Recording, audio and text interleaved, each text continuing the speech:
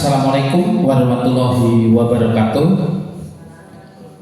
Kepada Bapak Kepala UPT SD Negeri 1 Sukoharjo 4, kepada rekan-rekan guru UPT SD Negeri 1 Sukoharjo 4, pertama yang paling utama, mari kita panjatkan puji syukur kita kehadirat Allah Subhanahu wa Ta'ala, di mana pada hari ini kita dapat berkumpul, dapat berjumpa dalam keadaan sehat, dalam diskusi aksi nyata diseminasi budaya positif oleh guru penggerak angkatan 10, saya sendiri atas nama Mawan Juniardi SPD, guru penggerak angkatan 10 dari Kabupaten Pringseni. Pertama yang paling utama, mari kita panjatkan puji syukur kita kepada Allah Subhanahu wa Ta'ala yang telah memberikan kesehatan sehingga kita dapat berkumpul. Kemudian sholawat serta salam mari kita junjung agukan kepada junjungan kita Nabi besar Muhammad Sallallahu Alaihi Wasallam yang kita nantikan syafaatnya di yaumil qiyamah nanti. Allahumma amin.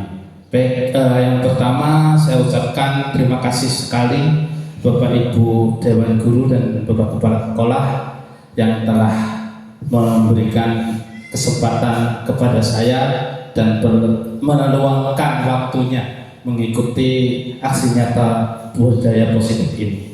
Baik, sebelum kita memulai acara ini, sekiranya kita berdoa supaya mendapatkan berkah rahmat dari Allah Subhanahu wa Ta'ala. Kita berdoa, mulai.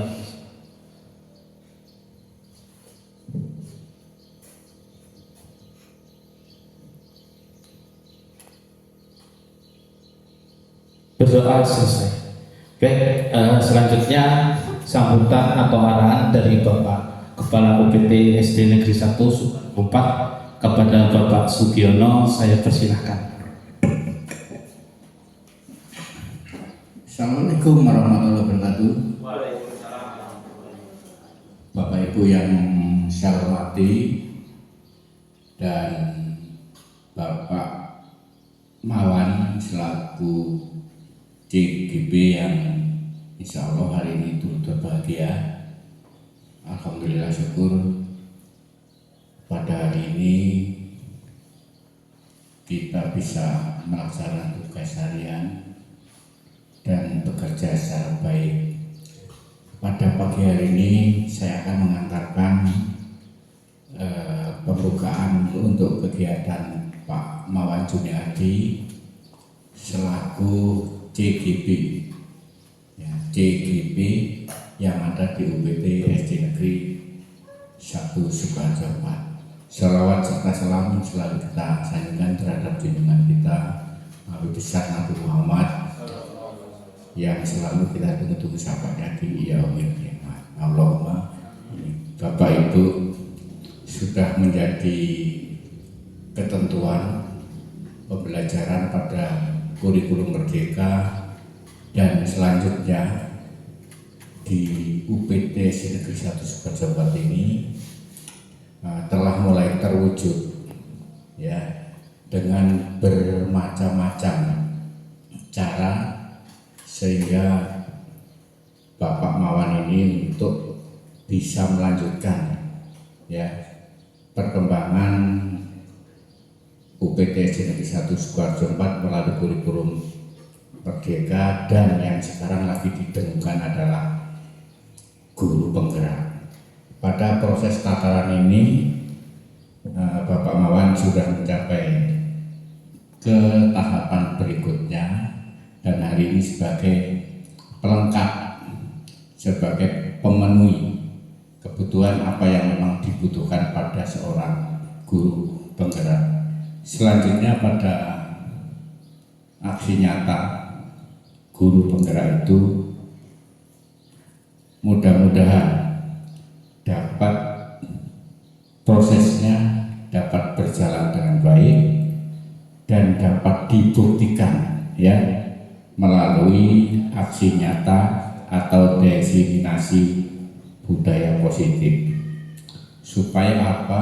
Supaya kegiatan ini dalam proses penyebaran informasi ke halayak ramai, ya, yang luas, bisa dipahami, bisa tahu dan apa maksud yang jadi tujuan seorang guru penggerak. Selanjutnya, pada kegiatan aksi nyata ini, seorang guru penggerak harus bisa menyampaikan apa yang dimaksud tujuan dari aksi nyata itu ke teman-teman yang ada di sekolah, terutama kan tadi pada teman Bapak Ibu guru yang saya hormati, Pak Mawan sebagai DGP pada tahun ini adalah masuk pada angkatan ke-10. Ya, mari sama-sama pihak sekolah, kepala sekolah dan guru yang disebut dengan teman sejawat bersama-sama saling mendukung, memberi informasi, memberi umpan balik, sehingga apa yang dapat kita perbuat, apa yang dimaknai pada kurikulum Merdeka ini, pada guru penggerak ini dapat sukses dan dapat tercapai oleh jadi harapan. Saya rasa itu yang perlu saya sampaikan sebagai pengantar kegiatan pada siang hari ini. Terima kasih. Wassalamualaikum warahmatullahi wabarakatuh.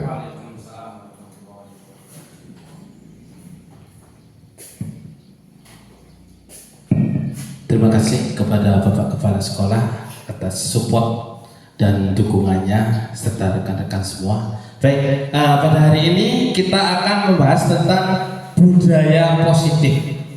Baik, itu salam guru penggerak, itu dari saya sendiri, Mawan Junior SPD dari UPT SD Negeri 1 Sukarjo 4. Baik, sebelum kita memulai forum ini, ada beberapa kesepakatan yang akan kita sepakati yang bersama. Yang pertama, menghargai siapapun yang berbicara. Gimana? Sepakat? Sepakat. Yang kedua, menjadi pendengar yang baik. Jadi Bapak Ibu, saya mohon untuk menjadi pendengar yang baik. Kemudian meminta izin jika ada kepentingan. Mengikuti dengan sungguh-sungguh, harus aktif. Nah, sekarang ada satu lagi. Boleh nggak kita mainan HP? Boleh nggak? Kalau ada keperluan, telepon atau WA boleh dibales. Dan yang terakhir, selalu bahagia. Itu ya. Jadi kita memulai diskusi ini, kita melaksanakan diskusi ini dengan bahagia. Sepakat? Bakat. Oke, yang selanjutnya, seorang guru yang baik harus memiliki kemampuan dalam mewujudkan budaya positif di sekolah. Budaya positif tersebut dapat dijalankan dengan menerapkan konsep-konsep inti seperti yang pertama, disiplin positif. Yang kedua, motivasi perilaku manusia.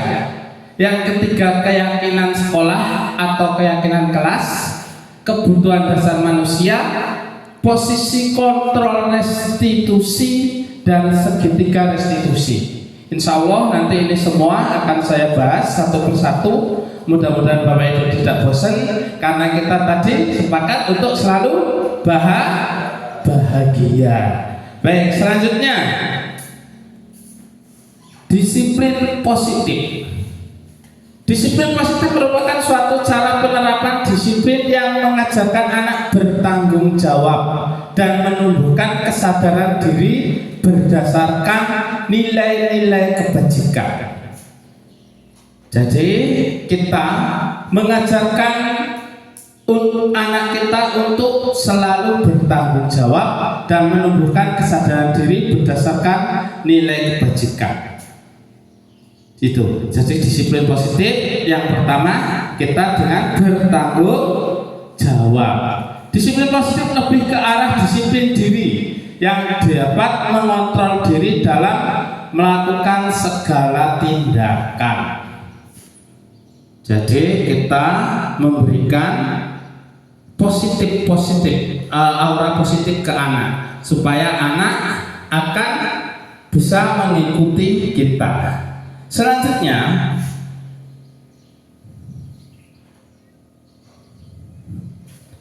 disiplin diri dapat membuat murid memahami dan menyadari berdasarkan motivasi internal, bukan akibat paksaan, pujian ataupun hukuman. Jadi memang sekarang di kurikulum Merdeka ini kita tidak boleh memberikan anak paksaan atau hukuman. Jadi dalam pembelajaran pun kita selalu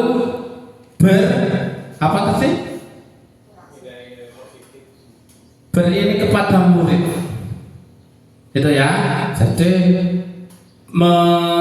murid itu kita manfaatkan, kita manjakan. Betul. Itu jangan diberi hukuman dan pujian. Pujian juga nggak boleh. Jadi di kurikulum Merdeka ini kita nggak ada peringkat 1, nggak ada peringkat 2, nggak ada peringkat 3. Semua anak sama. Jadi jangan sampai nanti anak kita menjadi peringkat. Itu sekarang sudah nggak boleh di kurikulum Merdeka itu. Itu ya. Nah, 6 karakter dalam profil pelajar Pancasila. Ini yang kita tanamkan di sekolah kita. Yang pertama, beriman, bertakwa kepada Tuhan Yang Maha Esa dan berakhlak mulia.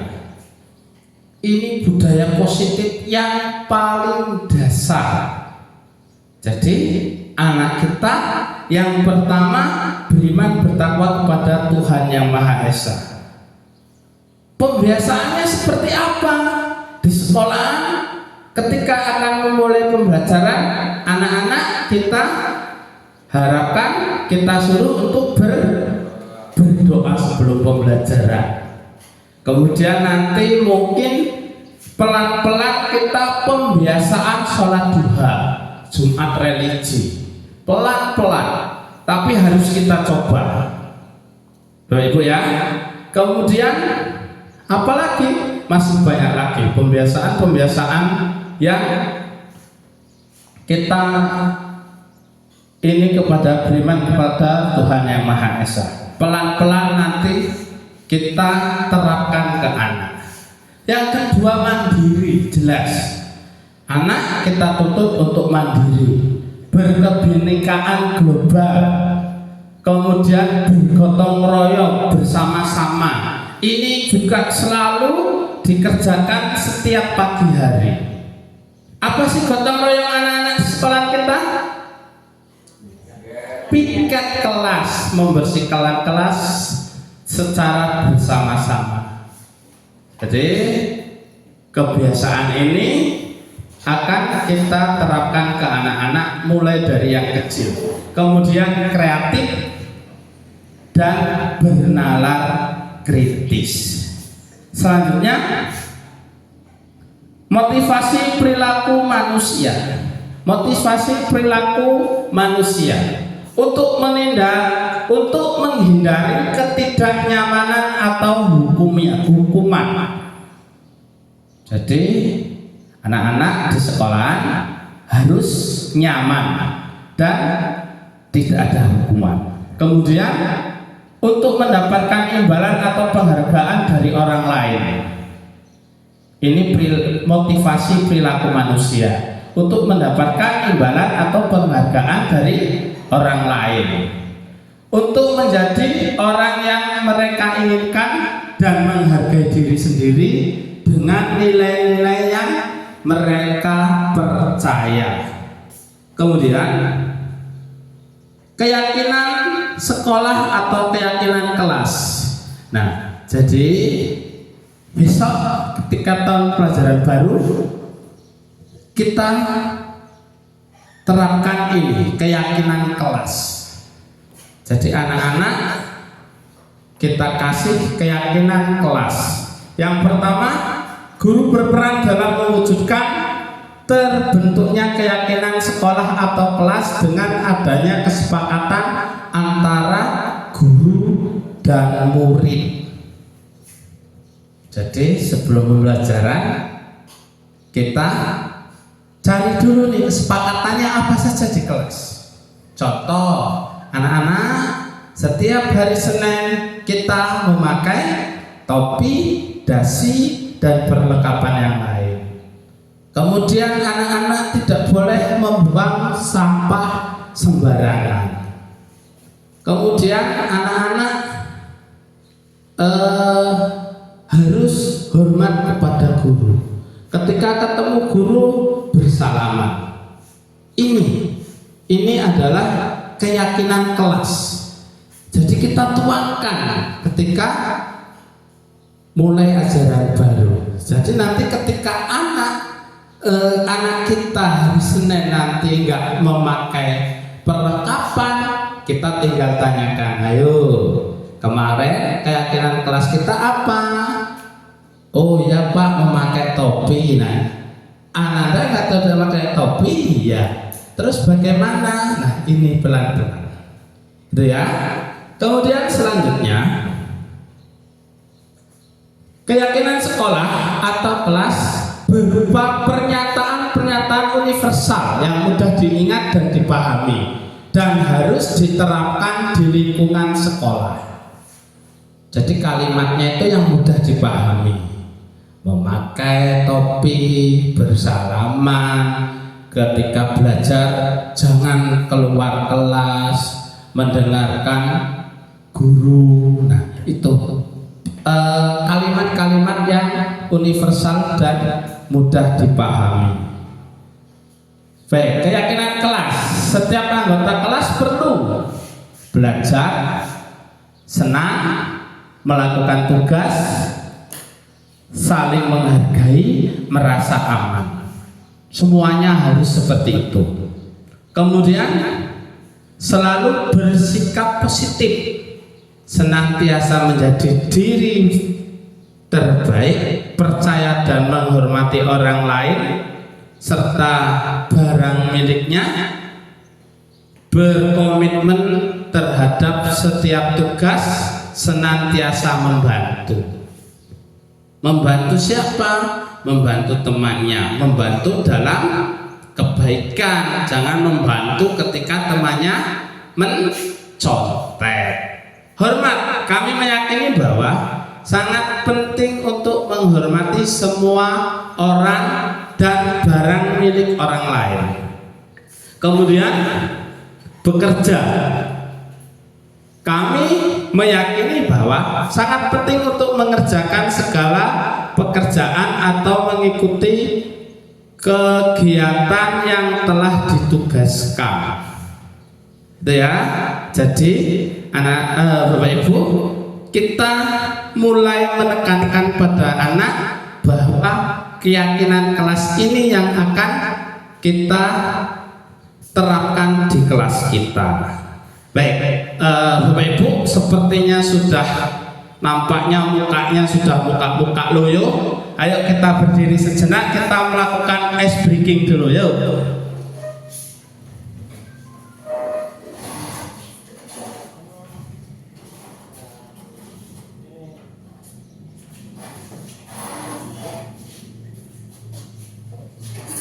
Ice breakingnya lagu anak-anak, kita bergoyang.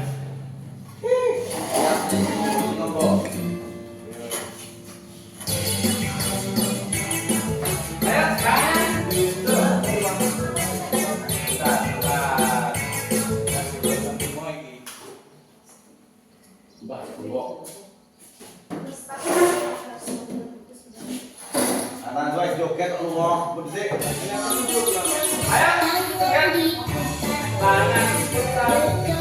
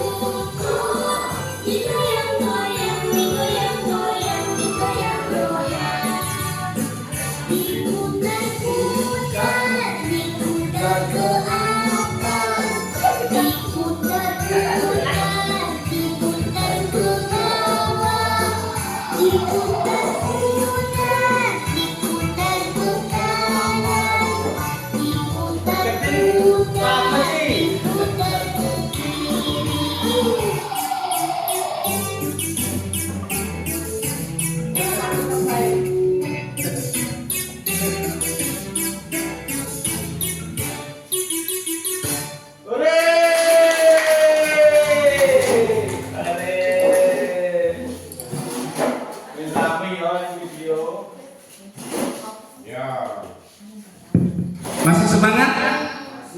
Masih semangat? Masih. Baik, kita lanjutkan.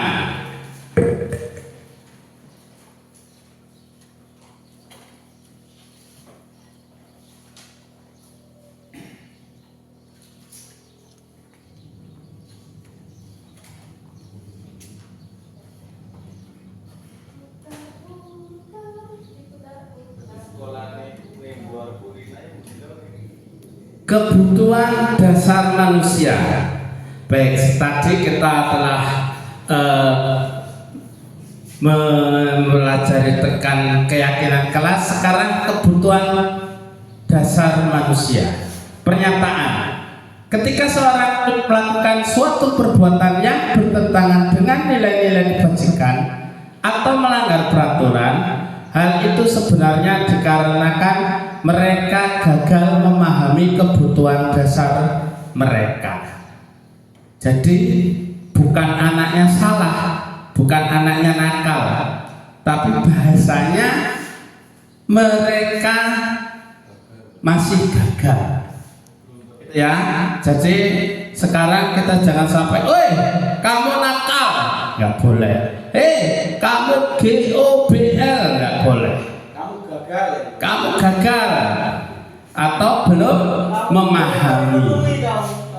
Kemudian kebutuhan dasar manusia itu apa? Bertahan hidup, itu yang pertama. Kemudian kasih sayang dan rasa diterima, penguasaan, kebebasan, dan kesenangan. Jadi anak-anak itu memang perlu senang. Makanya tadi kemarin divisi kita adalah anak belajar dan bermain, dan bermain dan belajar. Jadi di sekolahan itu anak tidak serta-merta belajar, tapi dengan bermain. Kemudian baik, kemarin saya telah melakukan studi kasus tentang Sekar adalah siswi kelas 5 UPTS Negeri 1 Sukarjo 4. Pada hari Senin bertugas akan menjadi petugas perkara. Sekar saat melakukan Sekar ia tampak berpendapat bertunduk, terlihat seperti ketakutan. Ternyata ia lupa tidak memakai topi, dasi, dan juga ikat pinggang sebagai kelengkapan atribut upacara bendera hari Senin. Baik, saya sudah melakukan shooting kemarin dan hasilnya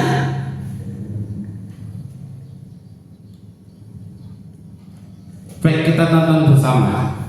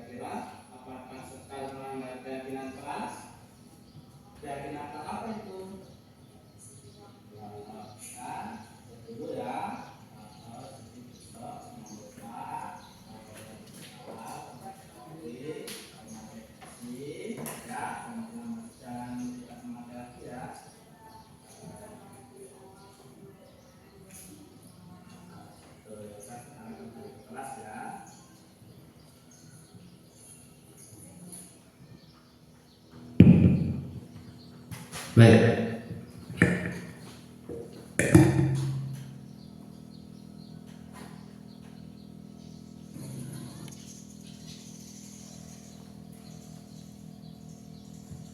Baik, dari kasus sekarang ini itu kita menerapkan segitiga restitusi. Jadi ketika anak melanggar itu tidak serta merta kita hukum. Jadi anak tersebut kita tanya alasannya mengapa. Setelah kita tanya alasannya, kita ingatkan, oh berarti anak ini melanggar apa? Melanggar keyakinan kelas tentang disiplin. Kemudian kita kasih solusi dan kita ingatkan bahwasanya besok jangan diulangi lagi. Baik, selain sekar tadi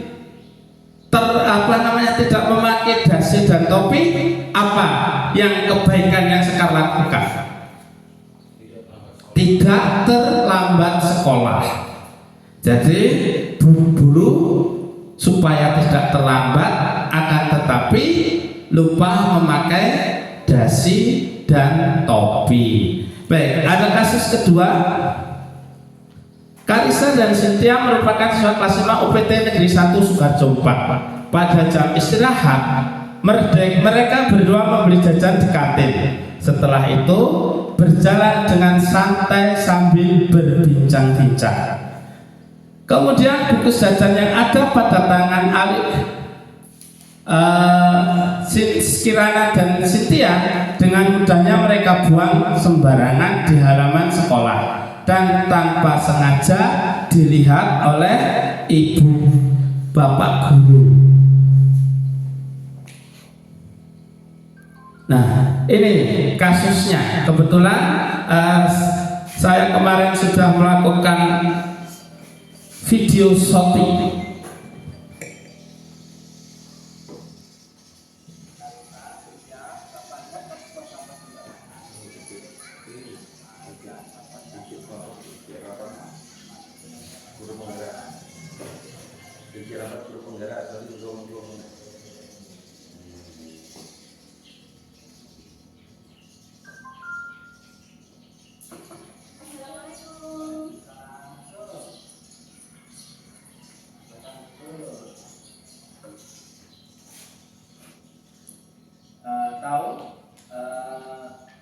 Kalian Bapak panggil ke kantor? Tahu Pak, karena membuang sampah sembarangan Pak.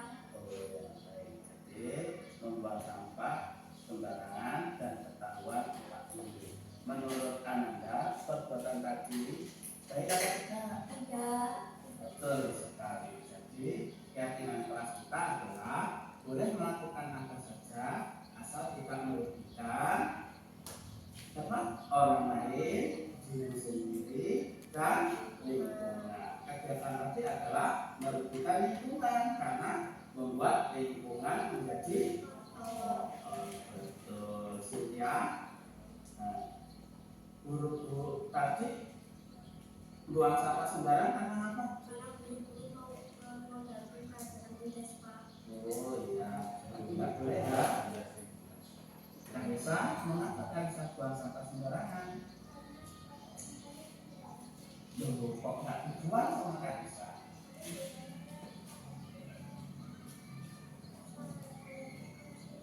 Oh, kelas 5. Jadi kelas 5 tadi nggak piket ya? Udah, nanti kalau kelas 5 nggak piket, besok Bapak kasih tahu ya. Nah, terus kira-kira ada solusi nggak biar mereka dapat piket?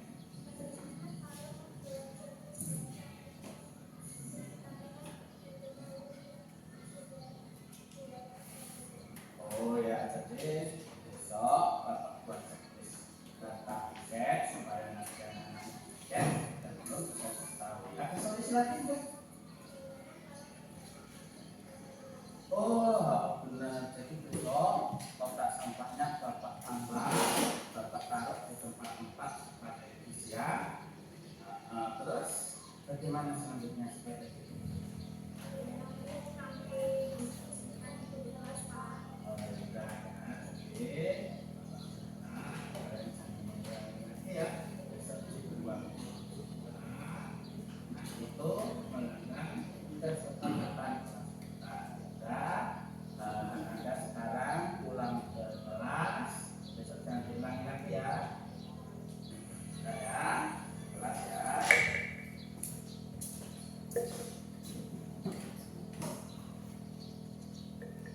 Baik, dari kasus tersebut anak-anak kita itu membuang sampah karena apa?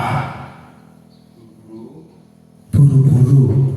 Kemudian katanya tadi dijelaskan bahwasanya kotak sampahnya penuh. Setelah ditanya, ternyata ada kelas 5 yang tidak piket. Nah, dari situ tadi kita sepakati bahwasanya setiap anak piket itu kita membuat checklist kegiatan piketnya. Jadi memang itu sangat penting. Jadi checklistnya apa? Membuang sampah, checklist. Sudah menyapu lantai, checklist. Menghapus papan tulis, checklist. Kemudian mungkin menyapu bawah, checklist. Nah, jadi setiap piket anak men-checklist itu jadi ketahuan, oh ternyata hari ini piket saya sudah dilaksanakan dengan baik karena kita membuat checklist gitu ya.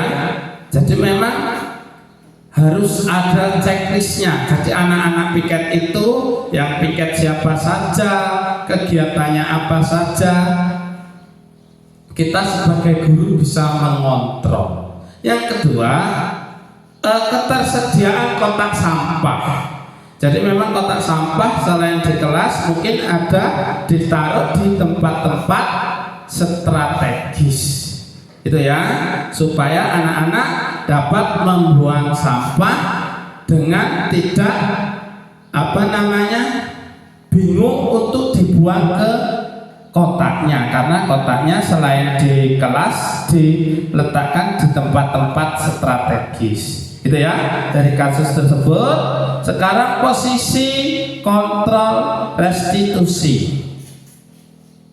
Guru sebagai penghukum, guru sebagai pembuat merasa bersalah, guru sebagai teman, guru sebagai pemantau, kemudian guru sebagai manajer.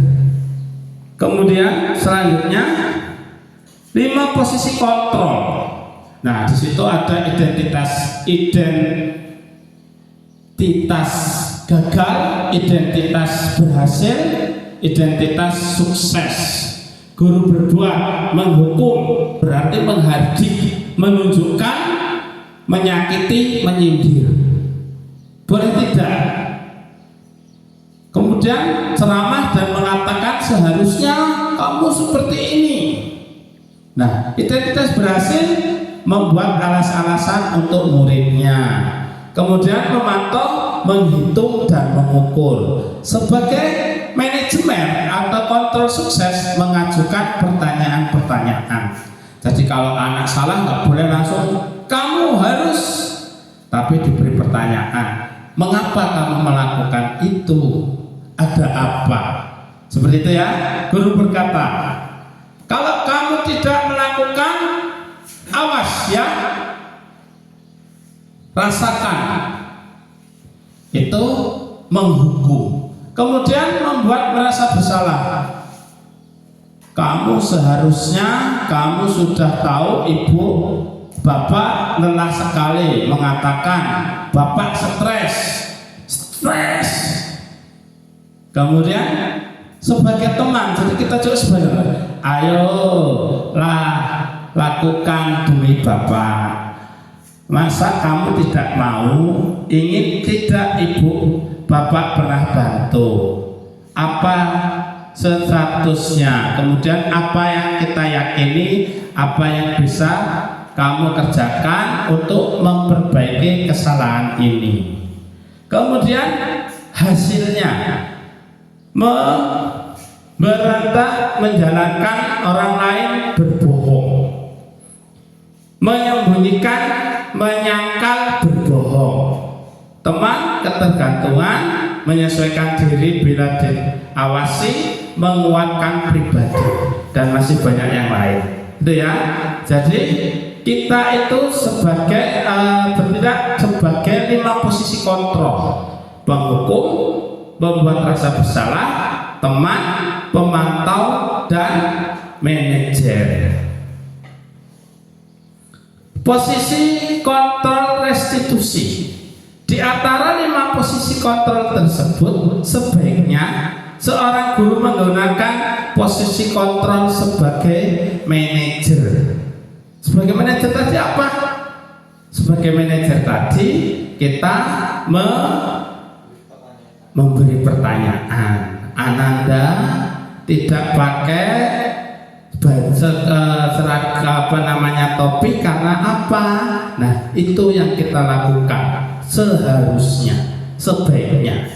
Kemudian posisi kontrol restitusi. Sebagai manajer, guru dapat membuat sesuatu bersama murid, mempersilahkan murid bertanggung jawab dan mendukung murid agar dapat menemukan solusinya. Waduh, kalau seperti ini tambah banyak pekerjaannya. Iya, pelan-pelan, nggak kita langsung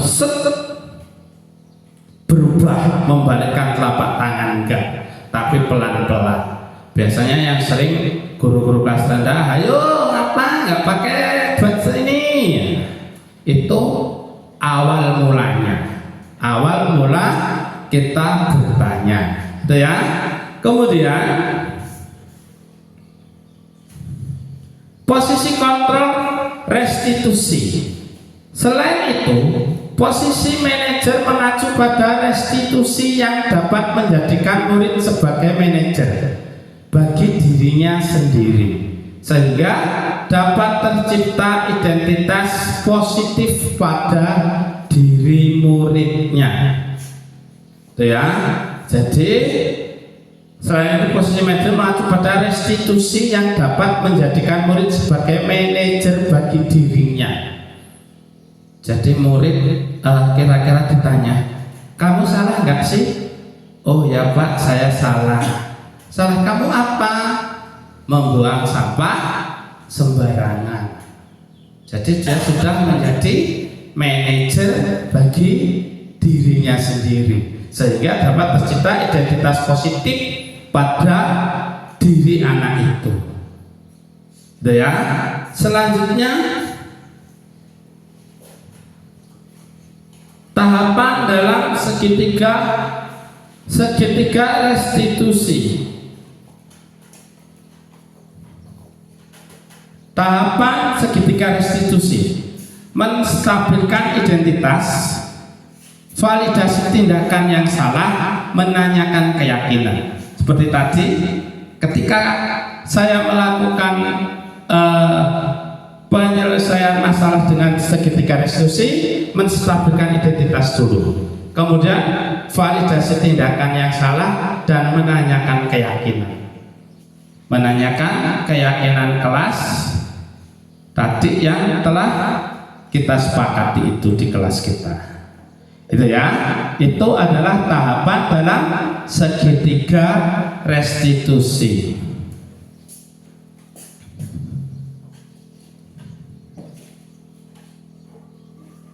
Menstabilkan identitas. Menstabilkan identitas dilakukan berdasarkan prinsip bahwa membuat kesalahan adalah bagian dari proses pembelajaran yang nantinya akan menggeser identitas gagal ke arah identitas sukses. Gitu ya. Jadi menstabilkan identitas ini berdasarkan prinsip bahwa membuat kesalahan adalah bagian dari proses pembelajaran. Proses pembelajaran kepada anak kita, anak didik kita, sehingga dari proses pembelajaran ini anak akan menggeser identitas gagal ke dalam identitas yang sukses. Itu ya. Jadi enggak setiap anak itu enggak gagal terus, pasti dia akan mengalami titik balik kesuksesan. Seperti yang kita tadi, bahwasanya setiap anak pasti mempunyai kelebihan di satu sisi, di satu bidang keahlian. Yang nggak bisa lari bisa nyanyi, yang nggak bisa nyanyi bisa melukis, yang nggak bisa melukis bisa mungkin apa bercerita. Nah, di sini tugas kita. Jadi membuat anak itu dari kata gagal ke arah sukses. Selanjutnya, menstabilkan identitas. Berbuat salah itu hal yang manusiawi. Tidak ada manusia yang sempurna. Kita pasti bisa menyelesaikan permasalahan ini. Bapak Ibu tidak tertarik untuk mencari tahu siapa yang benar, siapa yang salah. Bapak Ibu lebih tertarik untuk menyelesaikan masalah.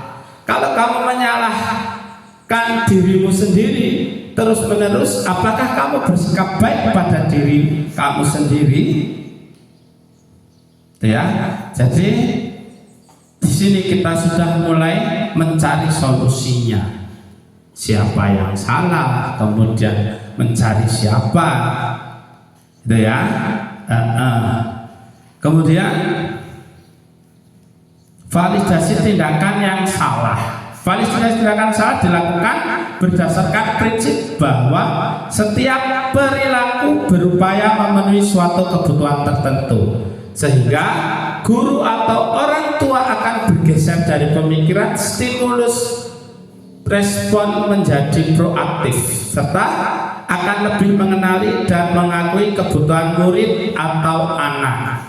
Jadi dengan kita mengidentifikasi ini, kita bisa memahami, bisa mengenal kebutuhan murid atau anak didik kita, gitu ya. Kemudian dilanjut, validasi tindakan yang salah. Masih sama seperti tadi, kamu pasti punya alasan mengapa melakukan apa yang penting bagi kamu. Kamu boleh tetap berusaha menjaga sikap itu, tapi tambahkan sikap yang lain atau yang baru. Maukah kamu belajar cara lain untuk mendapat yang kamu butuhkan tanpa harus memukul? Jadi memang di sini tugas kita adalah terus menggali anak didik kita, ya. Kemudian selanjutnya, menanyakan keyakinan. Tadi sudah ada keyakinan kelas tadi. Menanyakan keyakinan dilakukan dengan memberi pertanyaan-pertanyaan bermakna kepada murid atau anak untuk memunculkan motivasi secara intrinsik sehingga mampu mengaitkan keyakinan dengan tindakan yang salah. Menanyakan keyakinan, apa nilai yang kita percaya di sekolah kita? Nilai-nilai apa yang telah kita sepakati? Kelas yang ideal itu seperti apa sih? Kamu ingin jadi anak seperti apa? Apa yang kamu rasakan ketika kamu melakukan itu? Kamu menjadi orang yang seperti apa? Baik, yang pertama, apa nilai yang kita percayai di sekolah kita? Bapak, dia apa nilai yang kita percaya di sekolah kita? Bahwa anak itu lahir berbeda-beda, potensi yang berbeda-beda, maka dari itu kita harus mengembangkan potensi. Iya, jadi anak itu lahir dengan berbeda-beda, kita harus mampu menggali potensinya. Kemudian nilai-nilai apa yang telah kita sepakati? Gitu ya. Baik, sampai sini adakah Bapak Ibu yang belum jelas atau mau ditanyakan? Silakan Bapak Agus. Yang saya tanyakan berkaitan dengan tadi pelajar Pancasila. Pelajar Pancasila.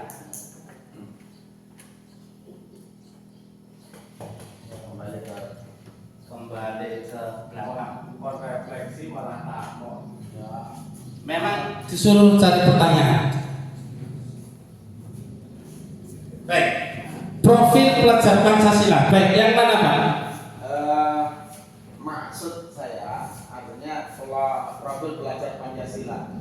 Artinya berkaitan dengan satu, beriman, bertakwa kepada Tuhan Yang Maha Esa, mandiri. Dari keenam komponen itu, artinya ini sesuai nanti dengan apa yang dibahas tadi pagi berkaitan dengan tujuan visinya. Paling tidak ada gambaran beriman, bertakwa kepada Tuhan itu butir-butirnya apa, mandiri butir-butirnya apa, ya kan, butir-butirnya seperti apa, butir-butir Pancasila pada eman zaman dulu ya. Baik, bertakwa kepada Tuhan Yang Maha Esa. Seperti tadi saya sampaikan, di sini berarti anak kita ajarkan untuk yang pertama berdoa sebelum memulai pembelajaran. Itu sudah mencerminkan bertakwa kepada Tuhan Yang Maha Esa. Kemudian pembiasaan sholat duha, kemudian pembiasaan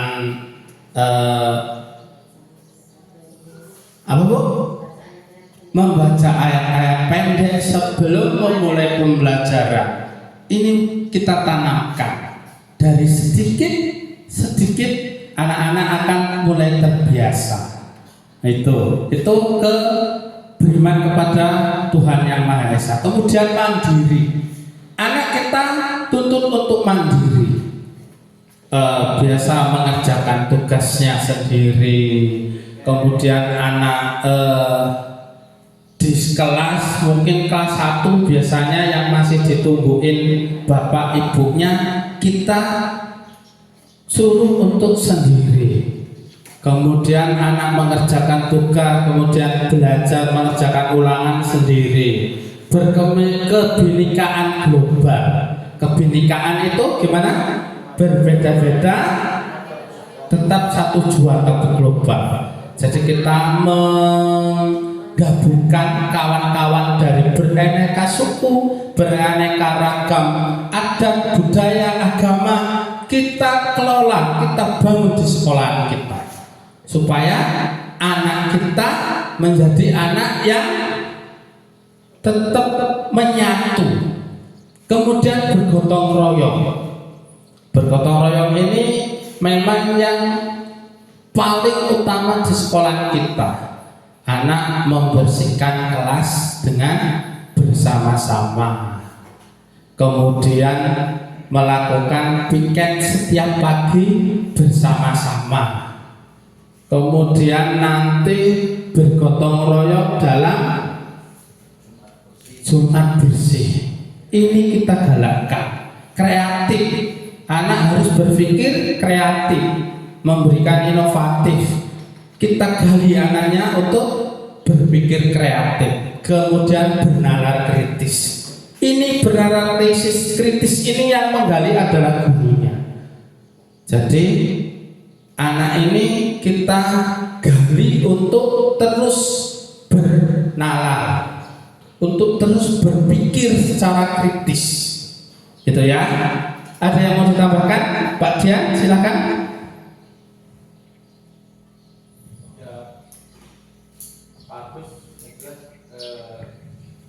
Arah tujuan pertanyaannya itu mau kemana? Jadi kalau kita mengatakan profil belajar Pancasila memang sudah di kurikulum sudah ada. Kemudian ini kalau kita mengatakan butir-butir di definisi kurikulum pasti sudah ada. Ya, besok kita gali lagi tentang profil pelajar Pancasila ini. Sebetulnya kita gali profil pelajar Pancasila ini, nanti pasti akan ketemu titik temunya. Kalau tadi saya ngomong dalam artinya sebenarnya kalau kita titik belajar pada kurikulum ini adalah pembiasaan. Jadi pembiasaan sikap baik yang tadi pasti disampaikan oleh Pak Mawadana, seperti market day itu kan sebenarnya pembiasaan agar murid itu memiliki jiwa kreatif, Kewirausahaan. apa yang dikatakan fasilitator tadi, output, outcome. Jadi setelah anak itu diberikan stimulus setiap hari masukan-masukan pembiasaan, nanti setelah lulus di sini mereka bisa memiliki kreativitas dengan seperti Pak Pede berdagang itu kan sebenarnya melatih anak jiwa Kreatif dan wirausaha. Kemudian seperti beriman bertakwa itu sebagai pembiasaan, kemudian sikap mandiri kan ini semua tidak bisa kita masukkan tanpa pembiasaan. Jadi ini semua itu perlu pembiasaan yang harus kita lakukan setiap hari. Kalau tidak pembiasaan tidak akan. Baik, jadi nanti kita ada B5 setelah kita dapat kurikulum merdeka semua, nanti kita ada B5. Nah, itu nanti kita lakukan pembiasaan. Di B5 itu banyak, ada market day, Jumat seni, religi, olahraga. Nah, disitulah pembiasaan anak. Jadi nanti dalam 1 minggu itu 1 hari anak kita lakukan pembiasaan. Mungkin market day itu melatih kreatif dan kewirausahaan. Anak akan belajar berdagang. Yang memberi siapa? Teman-teman muridnya. Nah, di situ kita tanamkan bahwasanya, oh kalau buat es jangan kebanyakan pemanis buatan. Kemudian nanti ada Jumat religi. Di situ kita melaksanakan sholat duha berjamaah, hotmil Quran, banyak sekali. Itu Pak ya. Selanjutnya silakan. Saya menambahkan apa yang disampaikan Pak Dian memang benar, artinya pembiasaan sesuai dengan harapan kita semua, apa yang disampaikan Pak tadi pendamping Pak Sejat, Pak Andi Sejat Niko. Kita kalau mengikuti kurikulum yang kita ketinggalan, manfaatkan teknologi. Nah, berkaitan dengan teknologi, anak ini, terutama anak berkaitan dengan nanti kegiatan pembiasaan itu, kita stimulus, kita berikan motivasi melalui apa? Video-video penjelasan. Oh ini loh, ini di studi banding lah katakanlah, tapi melalui video ini begini. Nah, arahnya bagaimana? Nah, sekarang teknisnya kita bagaimana memberikan pemahaman ke anak. Ini otomatis melibatkan kelas 1 sampai kelas 6 otomatis. Pemahaman yang berbeda-beda, dari kelas 1 pemahamannya masih sebatas apa, kelas 2 dan sebagainya. Mungkin kalau kelas besar 3, 5, 4, 5, 6 itu sudah agak bisa memunculkan kreatifnya, itu sudah mulai muncul. Kemudian saya mau seperti apa kira-kira, itu sudah mulai muncul. Nah, sekarang mengakomodir semua itu bisa berjalan, itu memang disampaikan secara pelan-pelan. Nah, oleh karena itu ya saya keroyok, kita bareng-bareng, kita kompak, satu mengajak mendorong seperti ini, yang lainnya juga enggak, ini kita enggak akan berhasil. Nah, oleh karena itu untuk ke depan ya mari kita sama-sama ya pelan-pelan, apa sampaikan Pak Mawan tadi, memang untuk menjadi baik itu tidak semudah kita membalik telapak tangan. Nah, oleh karena itu ya yuk kita sama-sama. Artinya walaupun mungkin Bu Nani mau pensiun, Mbak Giaro mau pensiun, mungkin saya masih 4 tahun lagi, Bu Dea 3 tahun lagi, mudah-mudahan kalau ini dikelola dengan baik, kita akan menjadi lebih baik. Terima kasih. Baik, jadi memang makanya teknologi, kita bicara teknologi. Memang kalau di sekolah kita teknologinya sinyal masih kurang, tapi tetap bisa kita siasati. Seperti kemarin waktu menonton film pahlawan apa itu Bu? Yang nobar itu sebenarnya niat pemerintah dari mulai kecil itu tadi mengenalkan teknologi. Karena kita keterbatasan sinyal, kita download di rumah, kemudian bawa sekolah, kita setel ke anak. Kemudian mungkin sarana dan prasarana, alhamdulillah kita tahun ini dapat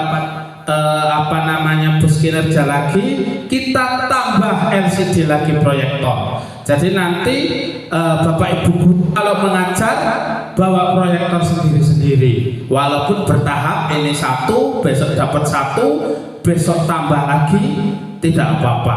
Yang penting mulai kita tularkan bahwasanya ini, Bapak Ibu nanti kalau sudah mulai kita belajar menggunakan teknologi pasti akan lebih mudah. Tinggal disetelkan, anak suruh lihat, kemudian anak capek kita kasih ice breaking, joget-joget, itu anak akan lebih senang. Itu ya. Kemudian yang lain, ya, terima kasih.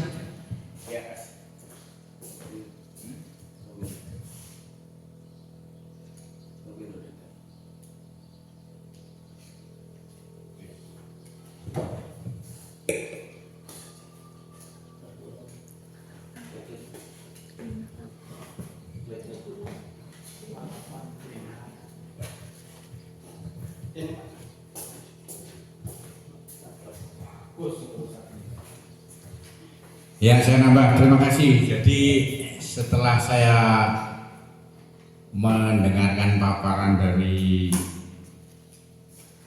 CGP Pak Mawan, programnya cukup bagus ya, cukup bagus. Di sini saya melihat tadi mendengar dan saya catat, ini tadi mengatakan guru tidak bisa menyebut anak itu nakal ya. Nakal itu berarti diganti dengan kalimat gagal ya.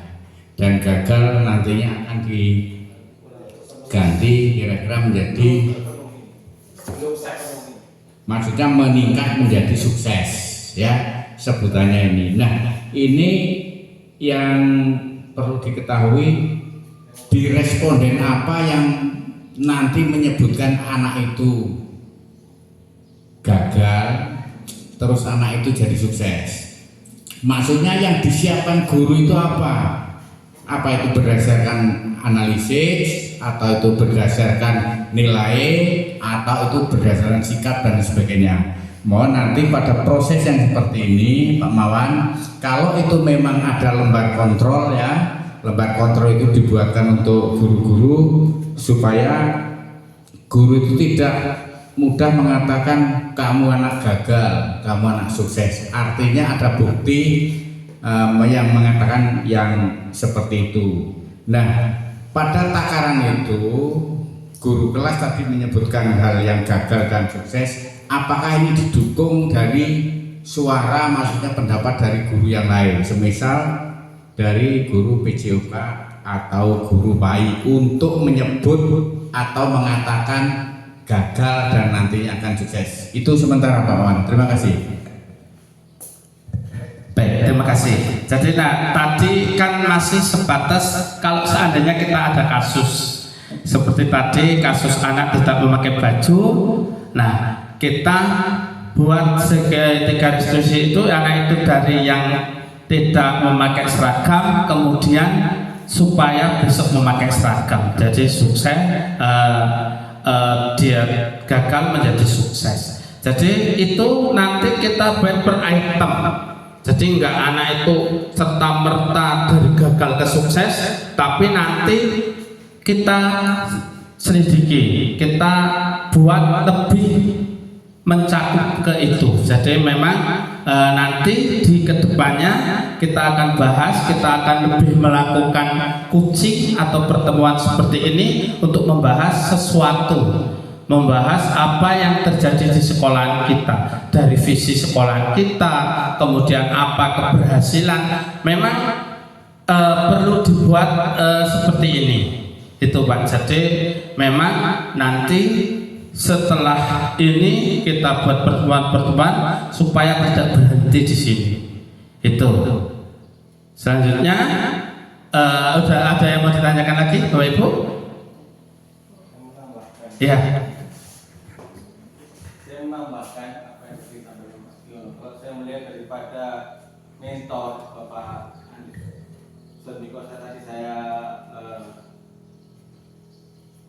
meresapi apa yang disampaikan oleh beliau, bahwasanya visi itu harus tertuang pada misi. misi itu tertuang. Seandainya visi itu menjadikan anak didik berkarakter itu ambigu, kemudian ditambah lagi berkarakter akhlak mulia, akhlak karimah. Nah itu adalah spesifikasi akhlak baik, itu bagus, itu baik.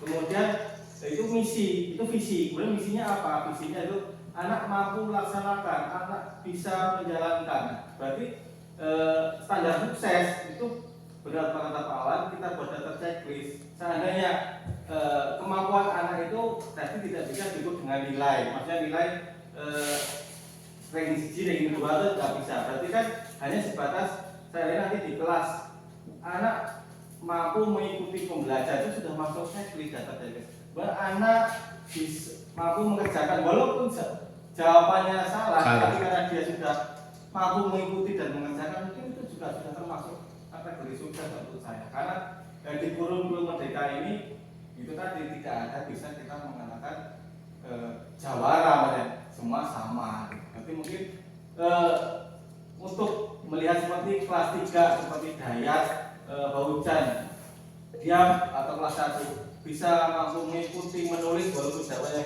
salah, itu bisa karakter naik kelas. Mungkin kali ini hanya di pikiran saya daripada apa yang dikatakan mentor, tapi itu belahnya karena saya hanya sebatas ini, jadi saya belum kita ini. Nanti kan kita bisa baik. Jadi penerapan budaya positif di kelas bisa dengan lembar checklist, itu intinya ya.